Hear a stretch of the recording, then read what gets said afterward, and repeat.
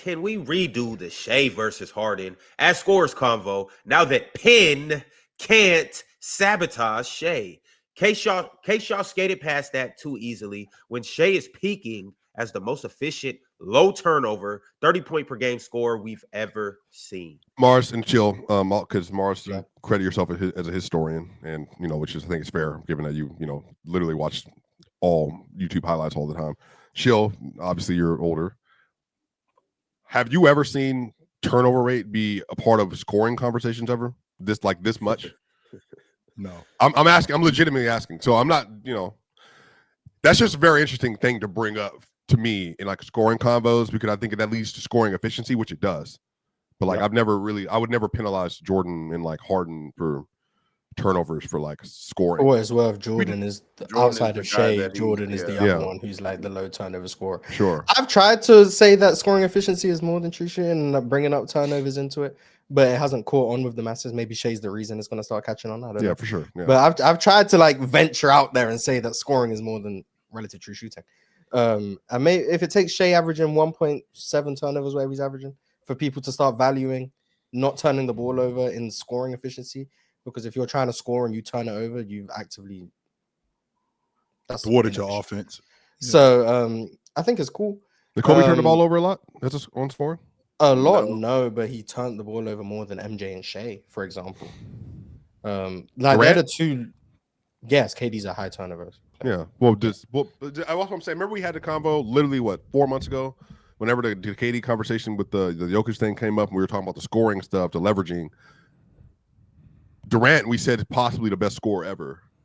Yep. And we just went around the body of work as a scorer. Never brought up the turnovers. Not one. Swipe. If I'm trying to score and I turn the ball over, right? Yep. We get back on defense.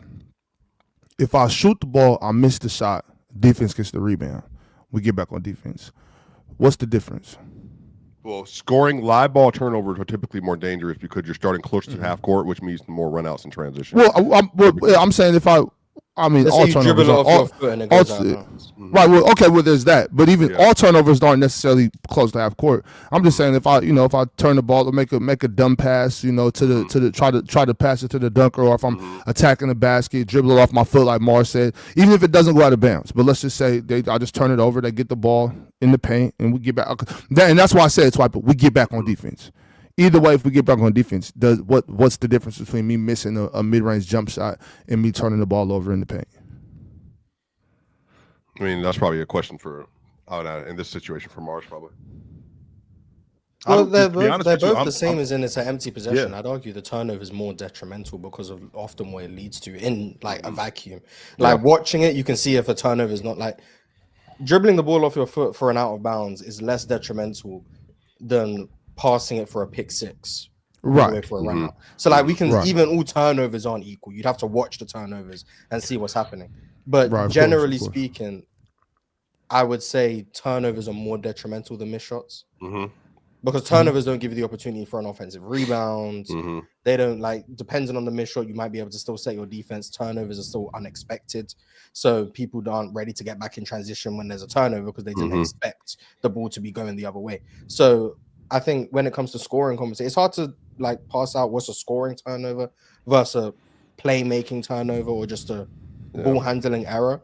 So maybe Shai is being praised more because he actually just doesn't make high leverage playmaking decisions, which is why he's not turning the ball over as much. I'm not saying that is the case, but maybe that is. So I think turnovers should be a part of the equation. How much, I don't know. But I definitely think they are a part of it. Yesterday, for instance, trying to score, that's bad. Jokic had 4 turnovers yesterday. I think 3 of them were passing turnovers. They all led to runouts. Right. So some of this is those obviously are damaging. But I think the question becomes, how much do you weigh?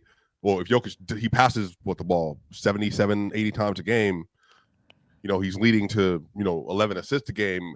How much of a negative is it really? I think it's how you would. You would weigh those possessions and all that kind of stuff. But turnovers in general are bad, obviously. Right. And that's why when I ask the question, I'm because obviously I know if I throw a bad pass and they get out and run a fast break, that's bad.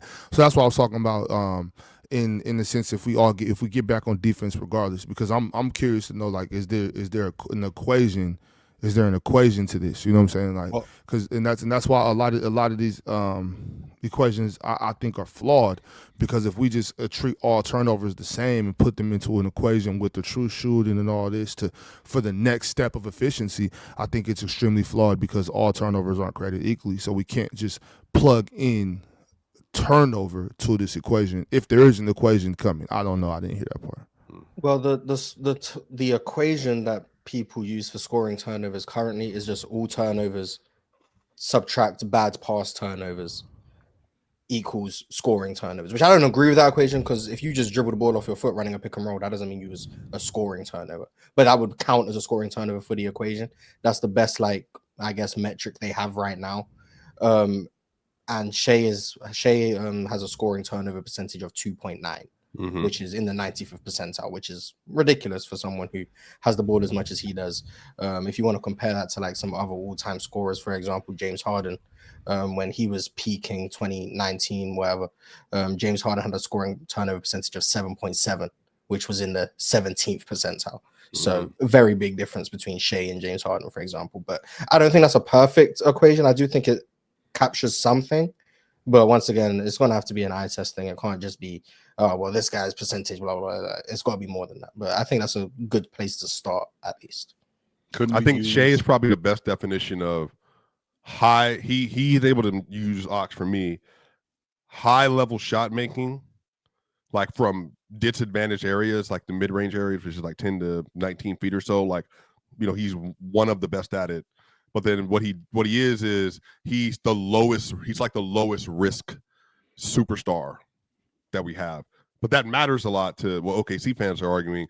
He doesn't take a lot of risk, therefore he doesn't hurt his team a lot. But the advantages he's creating, they're so vast that, like, just because the peak of the scoring is so high and there's no risk, it's almost like the line of fallibility for him, it's much higher than for other players. And so when you have a player that doesn't, like, you're just simply not making bad plays as often as other players does, like there's an inherent value in just maximizing like this sweet spot of never making turnovers or low leverage turnovers or low leverage risk, but then you're just doing everything super well when you have the ball in your hand. Whereas you got players like Harden, I think Jokic, Luka, their fallibility line is lower because they're trying so many other things to create advantages. But you know, I think that's where the argument comes from. Like, how important is it advantage creating with passing then? You know, or some of the other stuff, you know, like, is that an actual bad thing, or, you know what I mean? So that's why I think the conversation is really nuanced. But I also think that bad shots could be just as detrimental. And I think that's where Shai has the advantage, because Shai doesn't really take a lot of bad shots. When I think about guys taking bad shots, I think how much it affects your offense overall. So if I got a guy taking bad shots, one, we can't offensive rebound, to Mars's point. But then I got guys who won't compete on the defensive end because I ain't touched the ball in 4 or 5 trips. And you taking bad shots, I'm not going to compete as much on the defensive end. I'm not going to run as much as I would in transition because I'm so used to you just shooting the basketball. And I think that affects our offense way more, as opposed to a guy who's getting it within the flow of what we're doing. Not only is he getting it within the flow of what we're doing, he's efficient at getting it within the flow of what we're doing. And we've involved them in the offense. So when I think about what Shai is doing offensively, just as a bucket getter alone, the fact that he plays within himself, he does take risks. Some people would think that those risks are astronomical, but I think that's just Shai's game. Like, taking step back threes, not just taking step back threes, but getting to the rim as much as he gets to the rim and playing in traffic like he does. But with that being said, I feel like if you take bad shots, I think you can throw your offense off way more than just turning the ball over. It's the panel. Religion get built on cam. Where the check throw smoke and the host go ham. You ain't never seen hoops out here did raw. Every take got weight, every night we drop. Yeah, this that barbershop. Courtside, worldwide tone. Welcome to the only show that really feel like numbers jumping like the score.